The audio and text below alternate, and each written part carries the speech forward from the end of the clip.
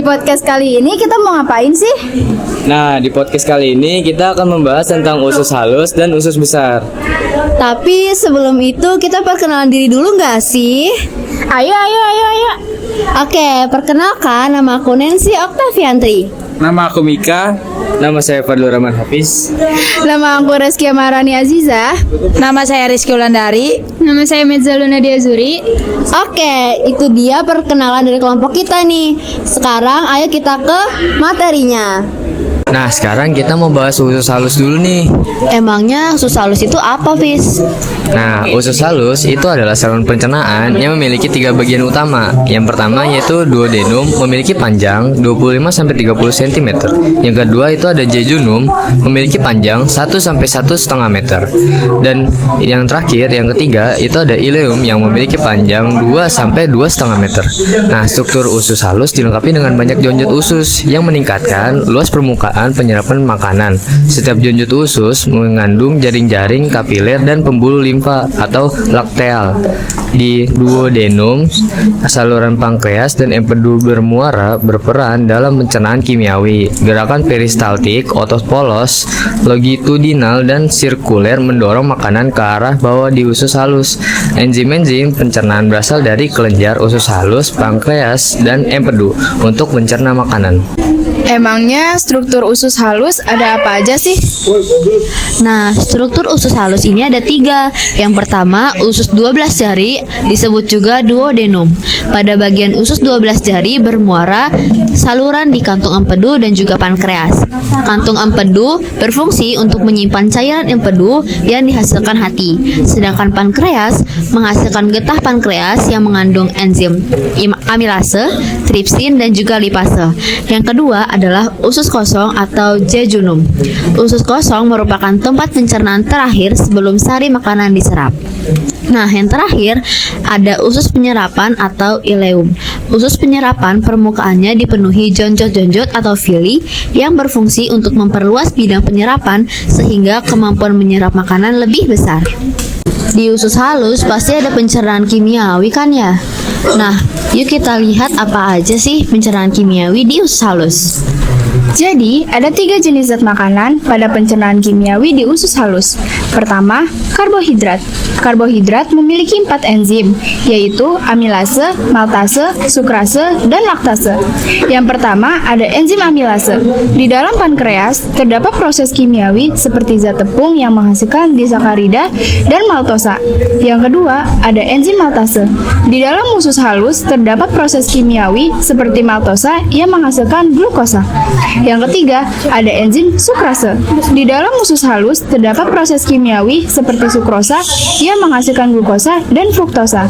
Yang keempat, ada enzim laktase.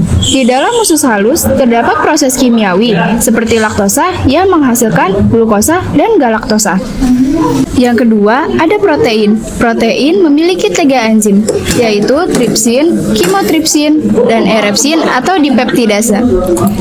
Enzim tripsin di dalam pankreas atau tripsinogen diaktifkan oleh enterokinase menjadi tripsin.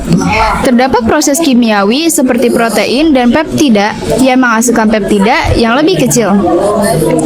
Enzim kimotripsin di dalam pankreas atau kimotripsinogen diaktifkan oleh tripsin yang menjadi kimotripsin.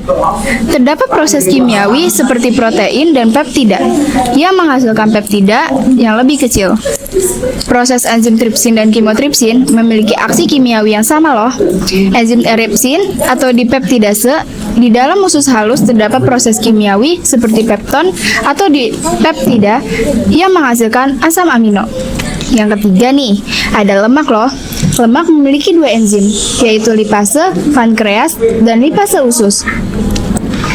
Enzim lipase pankreas, di dalam pankreas terdapat proses kimiawi seperti trigliserida yang menghasilkan monogliserida dan asam lemak. Yang terakhir, atau yang kedua, enzim lipase usus. Di dalam usus dengan garam empedu terdapat proses kimiawi seperti monogliserida yang menghasilkan asam lemak dan gliserol. Sekarang kita masuk ke penjelasan usus besar. Bulan, kira-kira ada apa aja nih jenis-jenis di usus besar? Yang pertama ada absorpsi protein. Asam amino masuk ke sel-sel usus halus melalui transport aktif. Nah, kalau yang kedua apa tuh Mika? Nah, kalau yang kedua, absorpsi karbohidrat. Absorpsi glukosa terjadi bersama dengan transfer aktif ion natrium dan fruktosa ditransfer melalui difusi dipermudah. Dan monosakarida lainnya dapat diabsorpsi melalui difusi sederhana. Nah, kalau yang ketiga gimana tuh? Yang ketiga ada absorpsi lemak. Asam lemak dan gliserol masuk ke dalam usus melalui difusi. Molekul asam lemak yang berukuran kecil bergerak ke dalam kapiler vilus. Sedangkan molekul asam lemak yang berukuran besar dan gliserol akan membentuk kilomikron masuk ke lakteal menuju ke sistem limfa dan sirkulasi sistemik. Itu aja. Nah, ini yang terakhir nih. Yang terakhir itu ada absorpsi air, elektrolit, dan vitamin.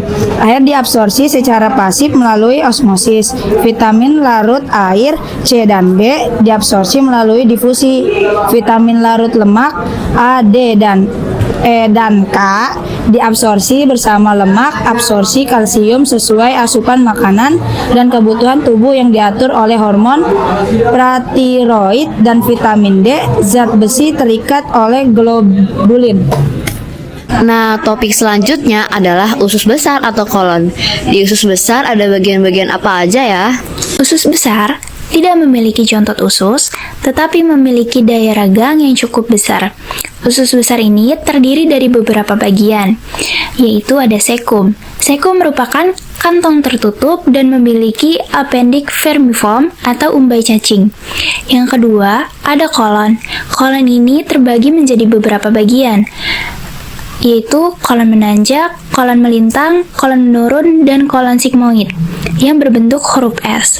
Yang ketiga, ada rektum.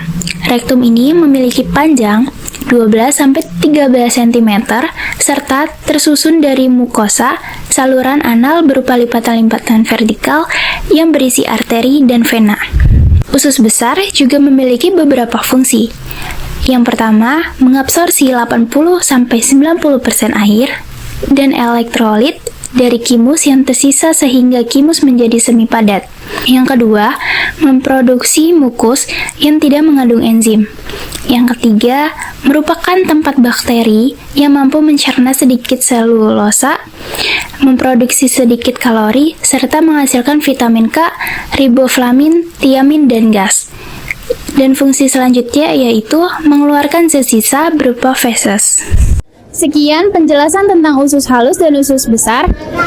Terima kasih sudah mendengarkan. Bye.